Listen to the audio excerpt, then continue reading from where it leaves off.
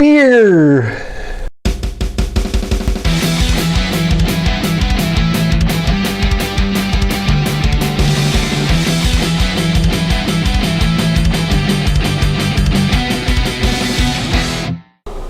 I hate getting drunk. The nausea, the vomiting, the dizziness and spins, the hangover the next day.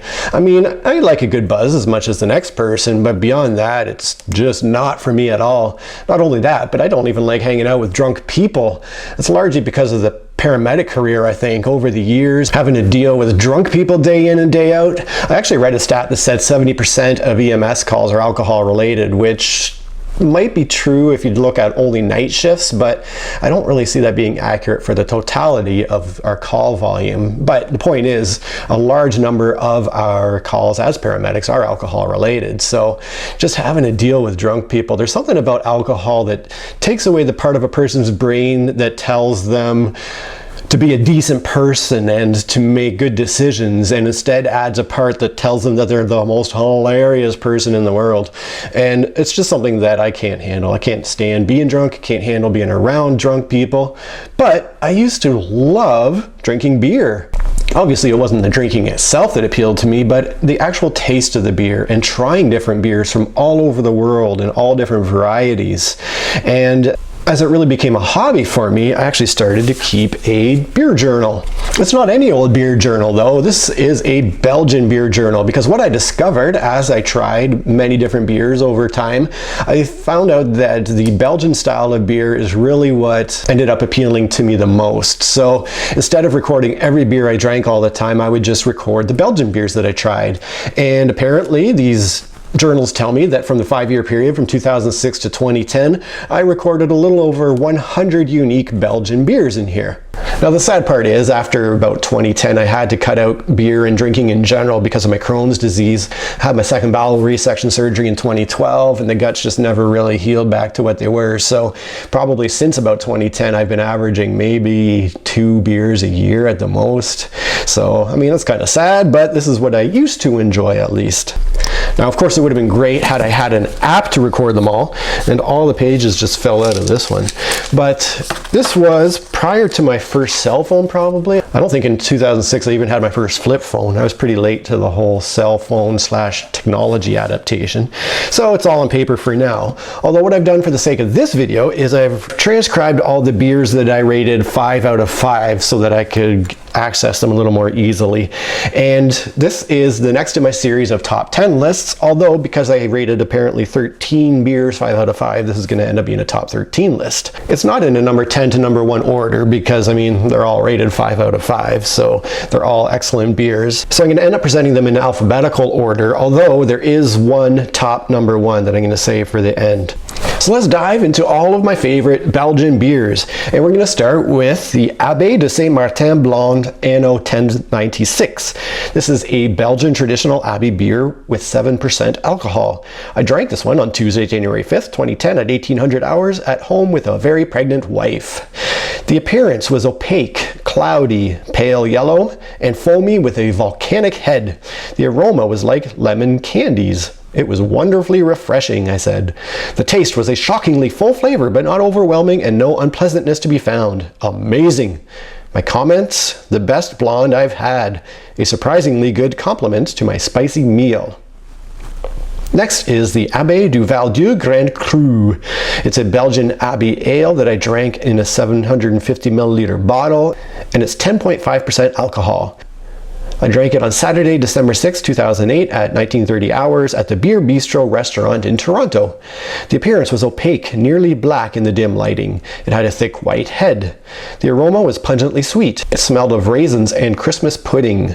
The taste was very rich and full, a mouth-filling fruit medley of raisins, cherries, and apples. My comments. Yet another full-flavored Belgian kicks Guinness's weak little ass. The beer version of a gorgeous, full-figured woman. Apparently I was feeling fairly sassy after drinking that 10.5% beer. Next up is the Abbé du Val-Dieu Triple. It's a Belgian Abbey triple beer with 9% alcohol. I drank it on Thursday, June 12, 2008 at 1600 hours at home in my apartment. The appearance is translucent yellow-orange. It has a moderate white foamy head. The aroma is hoppy ale with a hint of orange. The taste, smooth off the start with a creamy orange aftertaste. Comments, a delicious, surprisingly smooth beer considering the 9% alcohol. That's kind of a common comment with my top-rated beers, is the delicious flavor despite high alcohol percentages. Next up, we have the Chimay Per Trappiste Grande Reserve, or the Chimay Blue Label. It's a Belgian Trappist extra strong ale with 9% alcohol. I had it on Tuesday, March 6, 2007 at 21:30 hours at home in my apartment. The appearance was very cloudy, dark and muddy red-brown with minimal head. The aroma was pleasantly sweet and subtle and fruity. The taste was a faultless cross between a red beer and a porter, a hint of cherries. The carbonation adds some zip, but no hint of the 9% alcohol. There's that comment again. My comments are in the top 3 beers of all time at the time that I drank it, so I especially enjoyed that one. Next is Golden Drak. It's a Belgian extra strong beer with 10.5% alcohol again. I had it on Thursday, March 20th, 2008 at 22:30 hours at home in my apartment. The appearance was opaque, cloudy, brick red, i.e. not very golden, with a small head. The aroma was very sweet and fruity. It was robust and tangy. The taste was sweet, rich, and full, with the inevitable hint of alcohol that comes in a beer with this wonderfully high percentage. It was like a bread pudding with a rum glaze. My comments, dessert in a glass. Next is Meridsu Dubel, or apparently also Meridsu 8 Dark. I had 2 separate entries in my journal that had very similar information, so I think they might be the same beer. Anyhow, it's a traditional Benedictine Belgian Abbey ale, re-fermented in the bottle with 8% alcohol. I drank it on Wednesday, January 24th, 2007 at 2100 hours at home in my apartment. The appearance was strikingly lovely. It was slightly cloudy, deep red-brown with a perfect thick head that dissipates quickly but not completely. The aroma was very lovely, subtly sweet, fruity and nutty, with cherries in particular coming to the forefront. The taste was super smooth. It had a clean initial taste with a very delayed aftertaste that is slightly tangy and bitter and just a touch smoky, but is not unpleasant. My comments, not a ton of flavor, but oh so smooth, which is unusual for an 8%er. The kind of perfection that only monks can attain. And what a cork! Not really sure why I was so impressed by the cork in that bottle, but that's what I had in my comments. And next is Meridsu Triple. It's a Belgian traditional Benedictine Abbey ale. This one was a 10%er in another 750 milliliter bottle. I had it on Thursday, October 30th, 2008 at 1600 hours at home in my apartment. The appearance was very clear, pale yellow with a hint of orange. It had an average fluffy white head. The aroma was spicy orange peel. Yummy! The taste was smooth and clean, of dried apricots with a hint of spice. Slightly bitter aftertaste. My comments, I can ignore the slight bitterness for the 10% alcohol. I'm really impressed with Meridsu. Next up, we have Ommegang Dubel. It's a Belgian Trappist-style Abbey ale. I'm not sure on the alcohol percentage on this one. I might have to add that in the comments here when I look that up. I drank it on Saturday, June 19th, 2010 at 21:30 hours at a certain Christian camp that forbids alcohol on the premises. Shh. The appearance was opaque, dirty red-brown with a foamy head. The aroma was rich and sweet like Swedish berries and sour cherries. The taste was sweet, roasty, with an Abbey Trappist-style perfection. My comments, praise the Lord, superb, especially considering this capped, not corked bottle was several months old. And next was another beer by the same brewer called Omegeddon. It's a Belgian funkhouse ale with Brettanomyces yeast, whatever that is, in a 750 milliliter bottle with 8% alcohol. I had that one on Tuesday, November 13th, 2007 at 22:30 hours at home in my apartment. The appearance was pale yellow-orange yet strangely opaque, not much head. The aroma, strikingly real orange lemon fruits, had a hint of candy corn, amazingly delicious aroma. I hope it tastes that good. And the taste, extraordinarily clean and refreshing. It was slightly citrusy, flawless really. Comments, perfect for what it is, yet not nearly strong enough to deserve the giant nuke that's on the label of the bottle. Up next is St. Bernardus ABT 12, which is a Belgian Dubel style Abbey Ale in a 750 milliliter bottle at 10% alcohol. I had that one on Monday, September 24th, 2007 at 2100 hours at home in my apartment. The appearance was opaque, earthy, slightly red-brown. The head dissipates quickly. The aroma was subtle, yet rich and sweet. The taste, I am nearly speechless, or at least slurring my speech. The perfect balance of sweetness and bitterness with no aftertaste or hint of the 10% alcohol. Comments, it attempts to copy the Westvleteren style of Trappist beer and somehow manages to one-up it.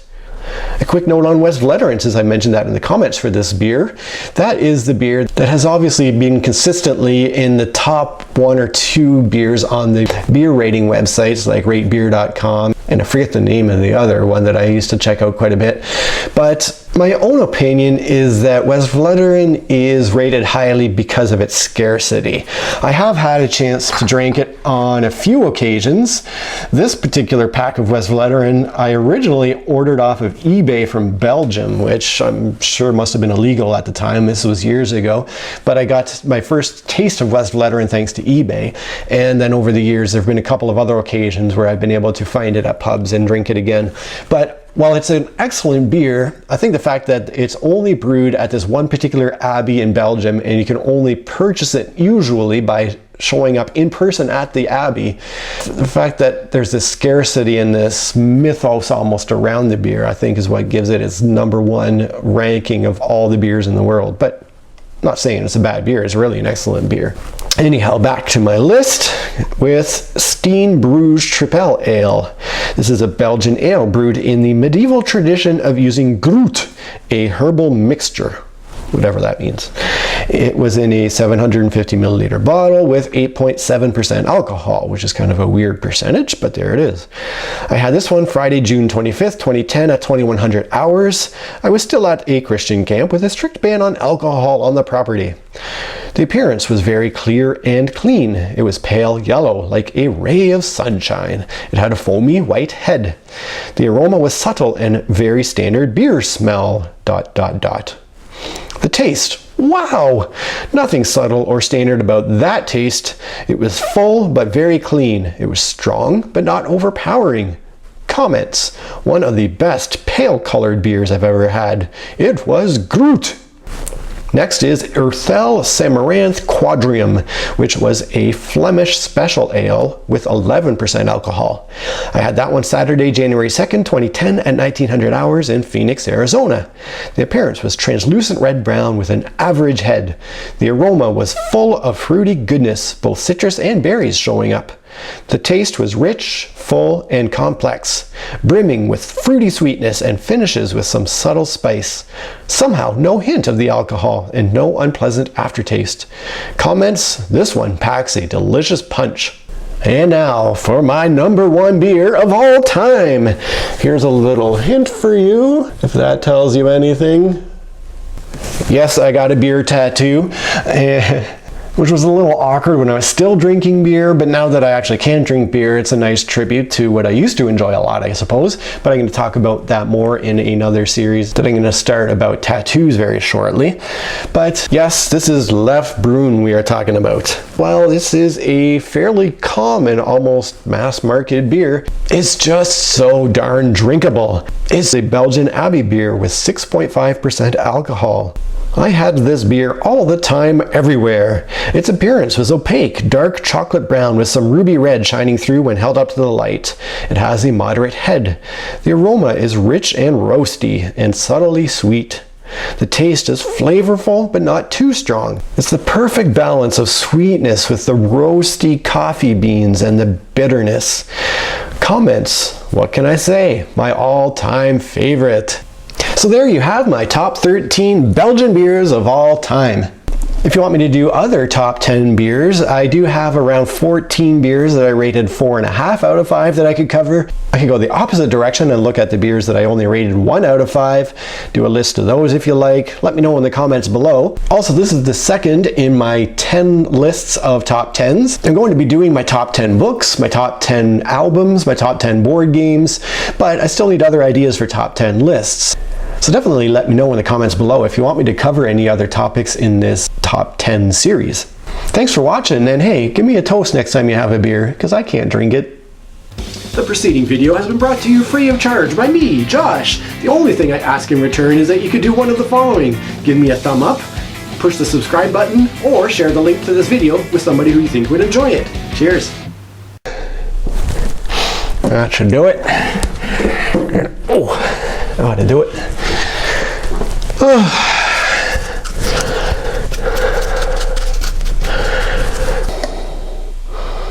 I used to really enjoy drinking beer, and not because I enjoyed, what is this, Star Wars? I hated getting drink. I think I'm drink right now. I really didn't like getting drunk. I hated the whole nausea. I used to love drinking beer. Yet another full-fledged. I keep saying in fact. What am I trying to say? I get it. The taste was faultless. So I especially enjoyed that one. So I especially, you know what? Let's cut it there. This is going kind of poorly.